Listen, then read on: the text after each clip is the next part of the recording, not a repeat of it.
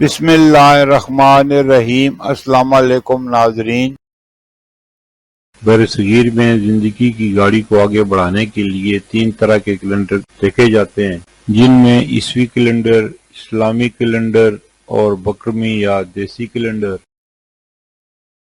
عیسوی کیلنڈر کے حساب سے 27 اگست 2025 دن بدھ کا پاکستان، بنگلہ دیش اور دیگر ممالک میں ہجری یا قمری کیلنڈر کے حساب سے 2 ربیع الاول 1447 ہجری دن بدھ کا، سعودی عرب اور دیگر خلیجی ممالک میں ہجری یا قمری کیلنڈر کے حساب سے 4 ربیع الاول 1447 ہجری دن بدھ کا، سعودی عرب اور دیگر خلیجی ممالک قمری کیلنڈر کے حساب سے ہم سے 2 دن آگے ہیں۔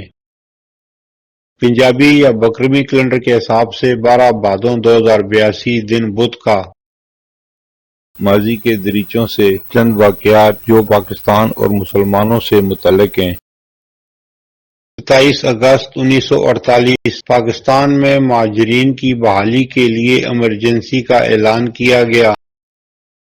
27 اگست 1963 آیت اللہ خان مشرقی 27 اگست 1963 کو لاہور میں وفات پائی۔ انہوں نے 18 سال کی عمر میں پنجاب یونیورسٹی سے ایم اے ریاضی اول پوزیشن 1906 میں کلیئر کر کے دنیا کو محو حیرت کر دیا۔ کہتے ہیں کہ یہ ریکارڈ آج تک قائم ہے۔ جامع ازہر مصر نے متفقہ طور پر علامہ مشرقی یعنی مشرق کے عالم کا خطاب دیا۔ انہوں نے 1931 میں خاکسار تحریک کی بنیاد رکھی، برطانوی سامراج سے نجات، حصول آزادی اور قیام پاکستان میں اہم کردار ادا کیا، جس کا واضح ثبوت 19 مارچ 1940 کو لاہور میں 313 خاکسار غازیوں اور شہداء نے اپنے لہو سے 23 مارچ کی قرارداد تحریر کر کے اس کی راہ ہموار کی، جس میں ان کے فرزند احسان اللہ خان اسلم رحمۃ اللہ علیہ بھی شہید ہوئے۔ عنایت اللہ خان مشرقی کی پاکستان اور امت کے لیے گراں قدر خدمات ہیں۔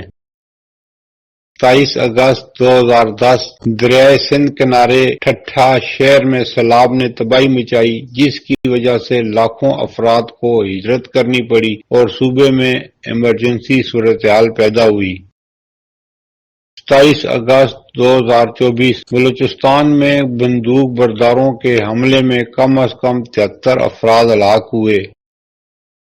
ربیع الاول ماہ ربیع الاول اسلامی تاریخ کا تیسرا مہینہ ہے۔ ربیع کے معنی بہار ہیں۔ ربیع الاول یعنی بہار کا پہلا مہینہ۔ تاریخ کا جزوی اختلاف ضرور ہے، لیکن تمام عالم اسلام کا اتفاق ہے کہ اس ماہ میں خلق اول، نور اول، باعث تخلیق کائنات، رحمت للعالمین، سید المرسلین، خاتم النبیین حضرت محمد مصطفیٰ صلی اللہ علیہ وآلہ وسلم کی ولادت باسعادت ہوئی۔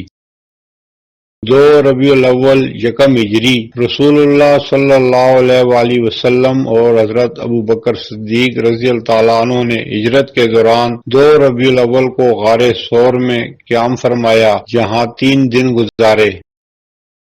اور آخر میں آج کی بات، ملک کے حالات دیکھ کر غم کا دکھاوا نہ کرو، خالی مسجدیں بتا رہی ہیں کہ پریشانیاں کیوں آ رہی ہیں۔ پھر ملیں گے اگلی ویڈیو میں، جب تک دیجیے مجھے اجازت، اللہ حافظ۔